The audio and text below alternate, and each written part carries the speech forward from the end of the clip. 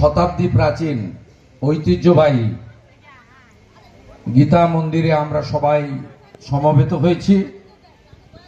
আমাদের প্রায় 2 বছর আগে একটা প্রতিশ্রুতি ছিল যে আমরা জয়পুরের মার্বেলের পাথরের একটি ভগবান শ্রীকৃষ্ণের মূর্তি এখানে স্থাপন করব, যা গত শুক্রবার হিন্দু সনাতনী রীতি এবং শাস্ত্র অনুযায়ী মন্ত্রোচ্চারণের মধ্য দিয়ে প্রতিষ্ঠিত হয়েছে এবং পূর্ণবাবু, রবীনবাবু সহ গীতা কমিটির সমস্ত বর্ষিয়ান এবং নবীন সকলের সহযোগিতায় এটা হয়েছে। আমি কৃতার্থ, সৌভাগ্যবান, গর্বিত যে এই অপরূপ সুন্দর শ্রীকৃষ্ণ ভগবানের মূর্তিটি তার ব্যয়ভার বহন করার ইচ্ছা আমি প্রকাশ করেছিলাম। গীতা কমিটি আমাকে এই সেবা করার সুযোগ দিয়েছেন, তার জন্য আমি এদের কাছে কৃতজ্ঞতা এবং প্রণাম নিবেদন করি। দীপক বাবু সহ যুক্ত নানা দলের সঙ্গে যুক্ত, কিন্তু সকলে যারা সনাতনী হিন্দু তারা এখানে সমবেত হয়েছেন। আমি প্রত্যেককে এই শতাব্দী প্রাচীন ঐতিহ্যবাহী গীতা মন্দির, যা প্রকৃতপক্ষে প্রচারের আড়ালে ছিল, খানিকটা অবহেলিত ছিল, আমরা এখানে সেটা করলাম। আরো একটি স্যাংশন আমার 2023 সাল থেকে আছে। এখানে যে পবিত্র অশ্বত্থ বৃক্ষ রয়েছে, পঞ্চবটী বৃক্ষ, তার চাতালটি পাথর দিয়ে তাকে বাঁধিয়ে সুন্দর করে তৈরি করা। আমি সেটা, যেহেতু মন্দির বা মূর্তি সরকারি টাকায় হয় না, এটা ব্যক্তিগত অর্থে হয়। আমরা হিন্দুরা কখনো আমাদের মন্দির বা মূর্তি অন্য ধর্মের লোকের কাছ থেকে অর্থ নিতে পারি না, বা সরকারি অর্থেও আমরা করতে পারি না। সেই কারণে দীঘাতে সরকার যে সেন্টারটা করেছে তার নাম মন্দির নয়, কালচারাল সেন্টার। যেহেতু সেটা সরকারি টাকায় হয়েছে, টেম্পল লেখা যায় না, সেটা হচ্ছে কালচারাল সেন্টার, একটা ভাস্কর্য।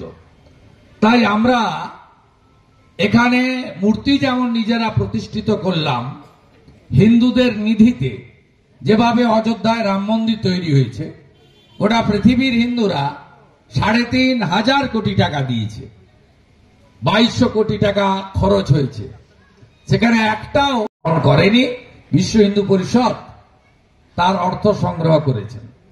ঠিক একইভাবে আমরা এটা প্রতিষ্ঠিত করলাম এবং এখানে আমাদের পঞ্চবটী বৃক্ষ যেহেতু সরাসরি মন্দির বা মূর্তি নয়, সেখানে আমার এমএলএ ল্যাডের বিউপির টাকা বরাদ্দ ছিল 2023 সালে, কিন্তু বিডিও অফিসে প্রয়োজনীয় কাগজপত্র কমিটি দিতে পারেনি। 11.5 লক্ষ টাকা। আমি 2 সপ্তাহ ওয়েট করব।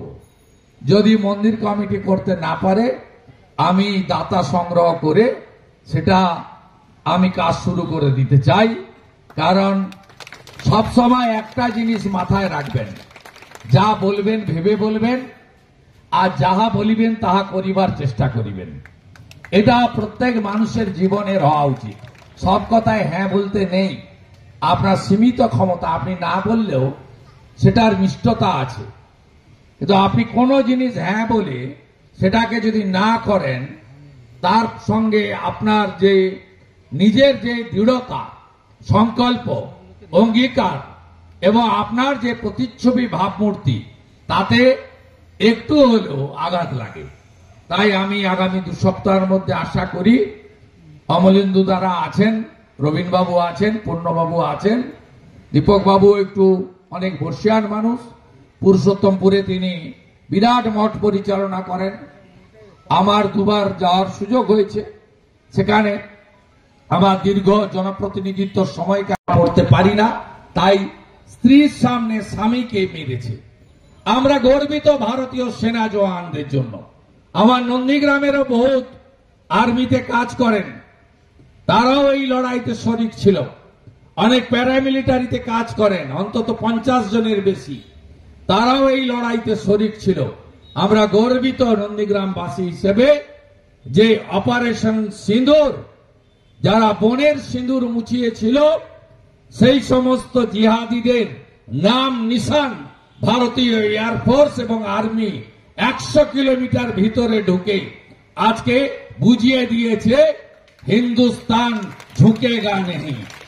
তাই আজকের দিনে শ্রীকৃষ্ণর কাছে প্রার্থনা করব, যারা আত্মবলিদান দিলেন দেশ ও মাতৃকার জন্য, তাদের বিদেহী আত্মা যেন অমরত্ব পান।